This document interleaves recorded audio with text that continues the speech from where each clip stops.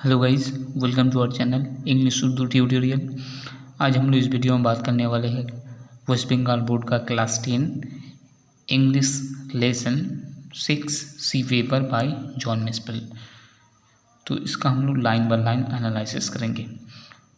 तो सबसे पहले राइटर पोइट के बारे में जानते हैं। पोइट का नाम है जॉन मिसफील्ड।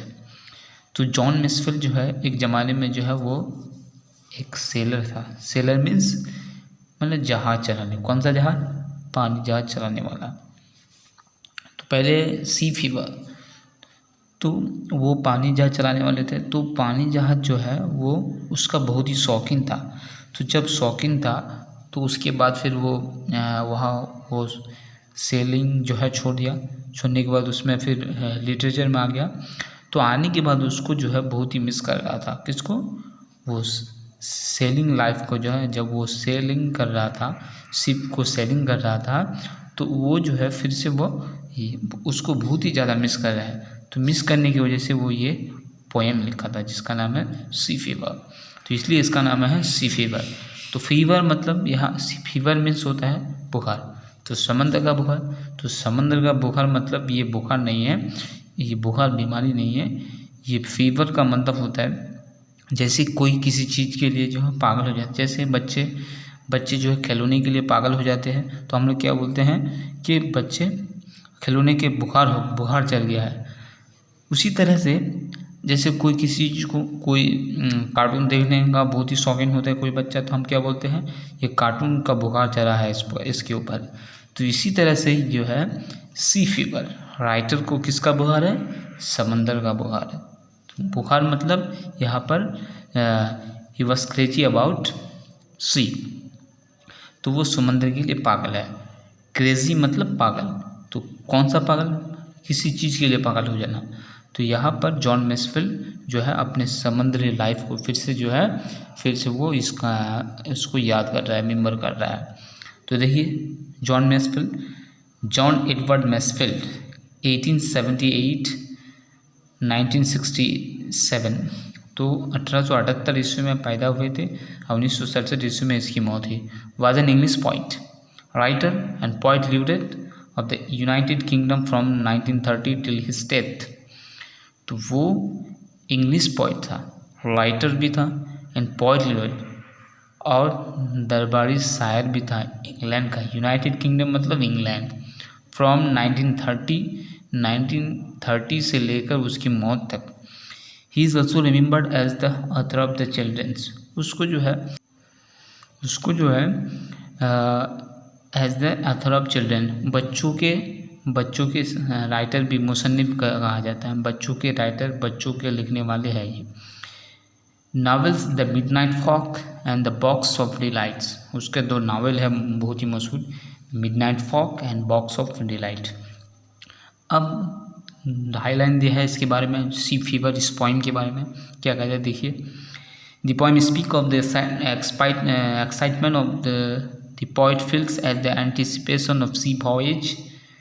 तो यहाँ पर देखिए ये पोइम स्पीक ऑफ एक्साइटमेंट, मैंने पोएट जो है यहाँ पर इस पोइम को मैंने बोल रहा है एक्साइटमेंट के बारे में। द पोइट फील्स, जो एक यहाँ जॉन मिसफील्ड उसको महसूस कर रहा है eight the anticipation of sea voyage. तो समंदर को, वहाँ पर जो समंदर वो छोड़ दिया था, उस छोड़ने की वजह से उसको फिर से जो है वही एक्साइटमेंट फिर से उसके मन में जो आ रहा है। The passionate description of the sea's cap reveals the eternal desire of man to seek the splendor of nature। तो फिर से वो जो है अब उसका दिल में ख्याल है कि फिर से वो समंदर में जाना चाहिए उसको, और समंदर के जो नेचर है, समंदर वहाँ पर जो नेचर है, इन्वायरमेंट है, उसको फिर से वो ढूंढता है जाने के लिए। तो ये है। तो सी फीवर पहले बता दिए कि समंदर का बुखार मतलब जॉन मिसफील्ड जो है उसका बहुत ही वो एक बार वो सेलर था, तो उसी लाइफ को फिर से वो याद कर रहा है, तो वो उसके लिए पागल हो रहा है, फिर से वो जाना चाहता है। तो इसीलिए इस पोइम को लिखा गया है जॉन मिसफील्ड। तो जॉन मिसफील्ड, अब चलते हैं स्टैंजा 1 में। I must go down to the seas again, to the lonely sea and the sky, and all I ask is a tall ship and a star to steer her by, and the winds kick and the wind song and the white sail sacking and the grey mist on the sea's face and the grey dawn breaking। तो यहाँ पर देखिए poet कह रहा है I must go down to the seas again, कहता है I means writer, I means poet, I means other.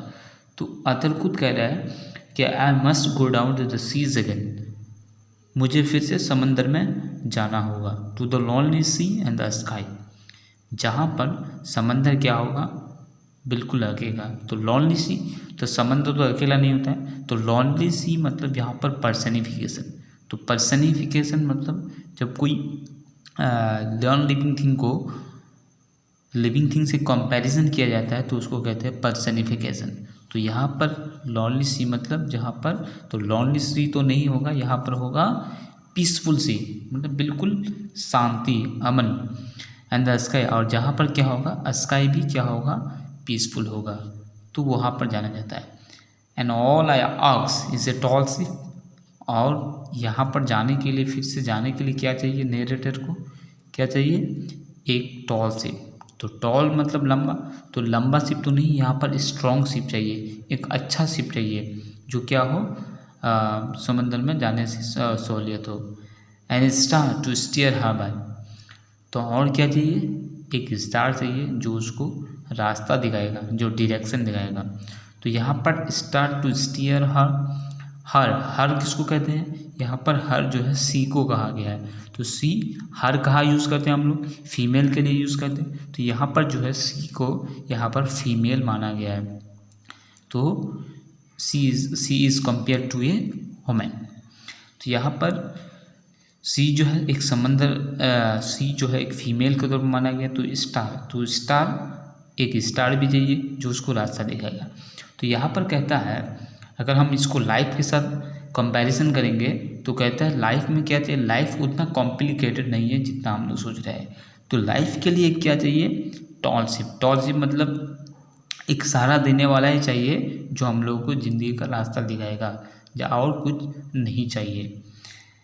And the waves kick and the wind song and the white sail shaking and the grey mist on the sea's face and the grey dawn breaking. तो यहाँ पर and the Wales kick मतलब कहता है कि उसमें जो चक्का होता है हैंडल की तरह होता है शिप में, तो वो जो है जब समंदर की हालत ख़राब हो जाता है, तूफान आ जाता है, तो वो किक व्हील्स जो है उसको हम पकड़ के नहीं रख पाते, इधर उधर चले जाते हैं। तो वही जो हम उसको कंट्रोल नहीं कर पाते हैं, तो उसी को यहाँ पर किक बोला है। तो इसलिए अगर हम समंदर में अपना सफ़र को पूरा करना चाहते हैं तो व्हील्स को क्या है, बहुत ही मजबूती से पकड़ के रखना होगा। तो वही कह रहा है कि व्हील्स किक को पकड़ के रखना होगा। एंड द विंड सॉन्ग, तो विंड सॉन्ग यहाँ पर जो है क्या है, यहाँ पर पर्सनिफिकेशन है। क्या है, पर्सनिफिकेशन। तो wind song and the white sail shaking, तो जब समंदर की हालत ख़राब हो जाता है, मौसम बदल जाता है, मौसम ख़राब हो जाता है, तो क्या होता है, ये जो शिप है, वो जो शिप चलता है पानी में, तो वो क्या होता है, वो भी हिलने लगता है। And the grey mist on the sea's face and the grey dawn breaking, तो फिर वही कह रहा है, तो सीज पे फेस, सी का तो फेस नहीं होता है, चेहरा नहीं होता है, तो यहाँ पर क्या हुआ, पर्सनिफिकेशन।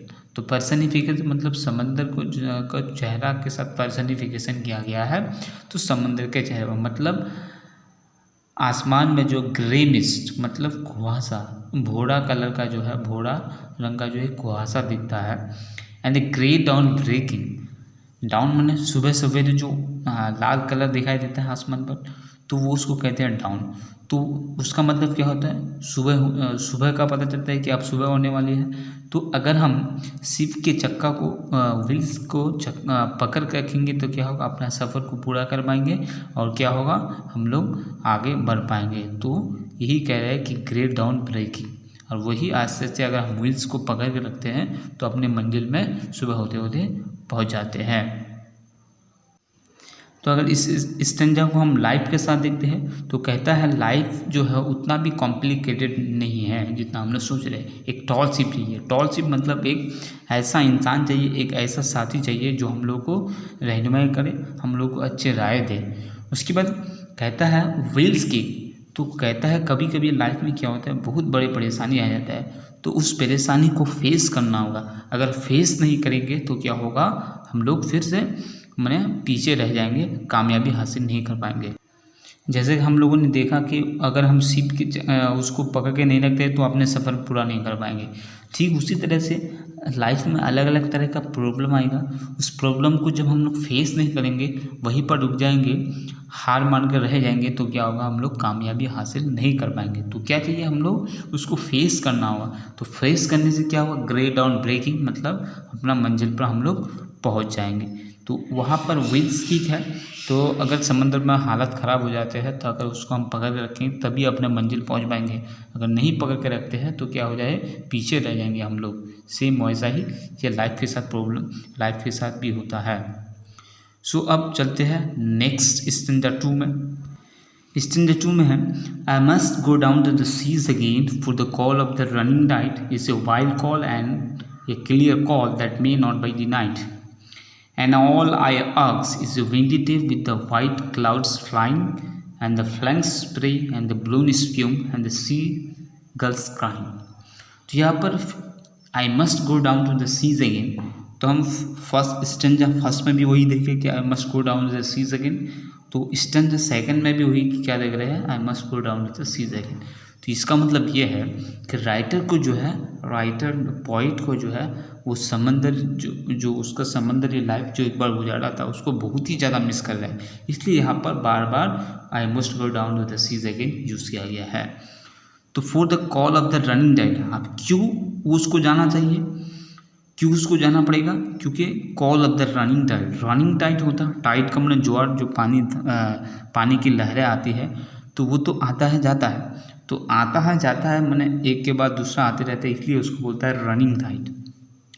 तो is a wild call and a clear call that may not be denied, तो वो लहरें इस तरह की साउंड कर रहे हो, इज़ ए वाइल्ड कॉल मैंने इस तरह से साउंड कर रहा है, लग रहा है कि नेरेटर पॉइंट को यहाँ पर जो है वो बुला रहा है, और वाइल्ड कॉल मतलब बहुत ही ज़्यादा यानी क्लियर है, और इस तरह से साफ सुथरा है ताकि उसको, अब वो अट्रैक्टिव है, इतना एट्रैक्टिव है कि वो पॉइंट को जाना पड़ेगा वहाँ पर समुद्री लाइफ में, और जो वो उसको रेजिस्ट नहीं कर पाते हैं, उसको इग्नोर नहीं कर पाते कि हम समुद्री लाइफ में ना जाए।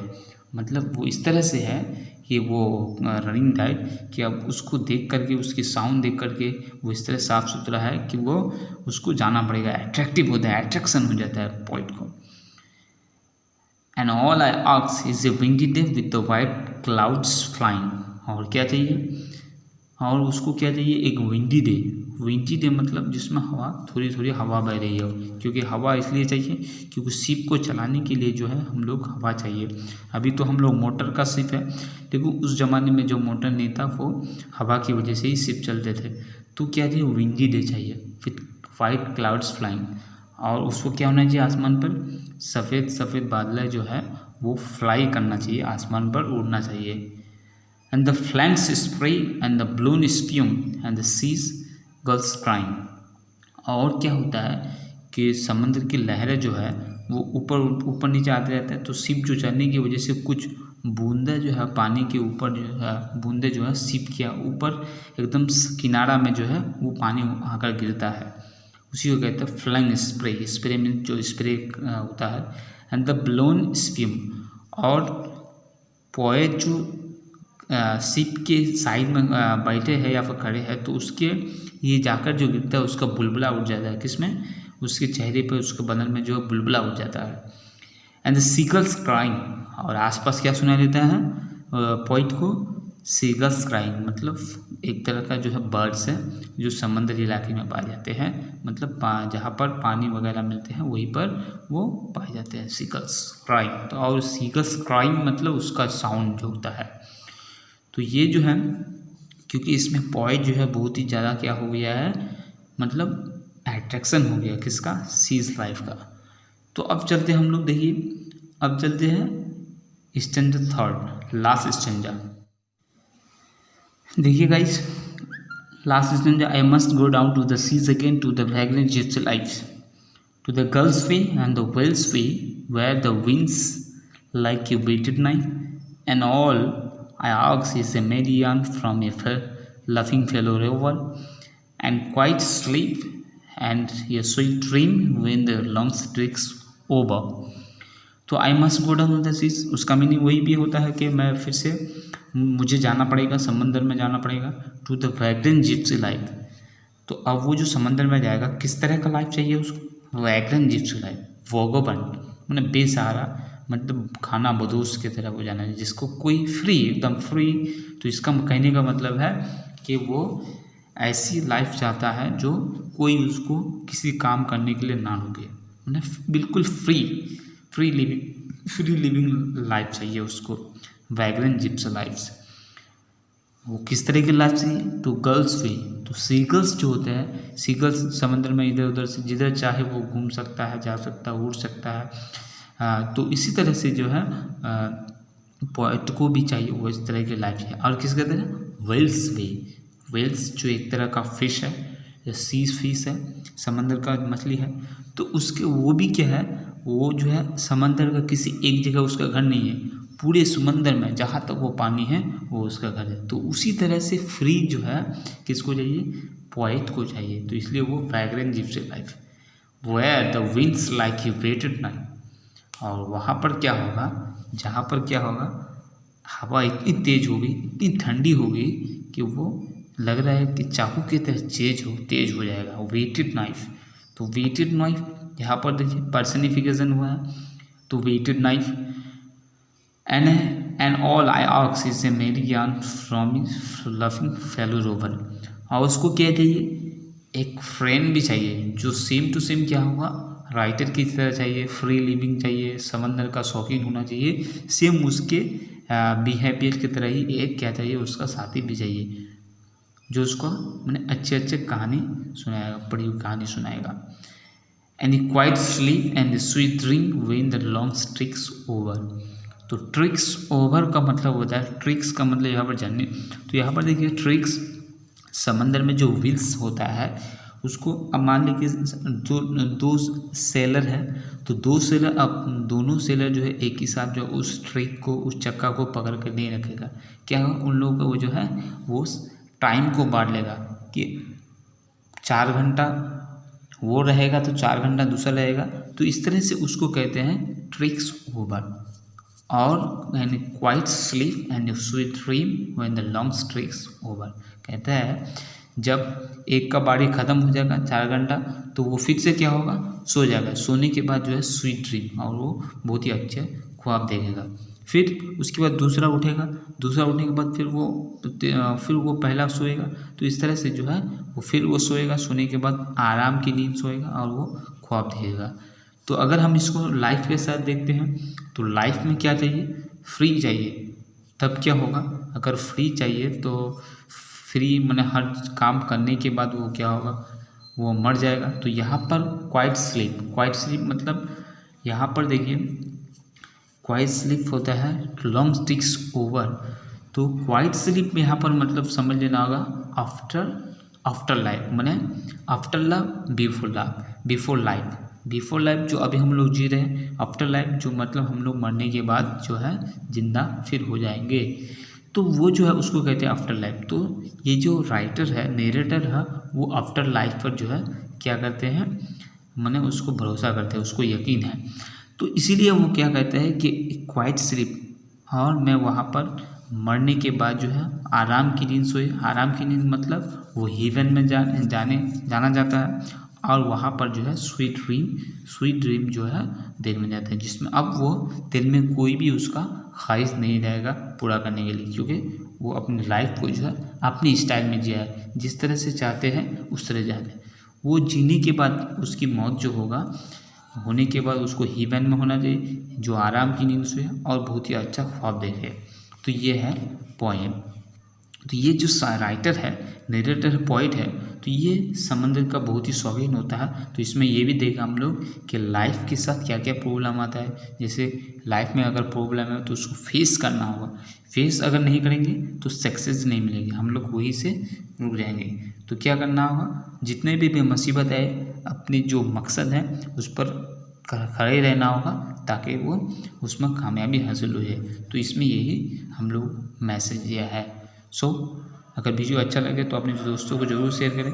तो मैंने बहुत सारे वीडियो बना दिए हैं इंग्लिश का, सारे प्रोज और पोइम का।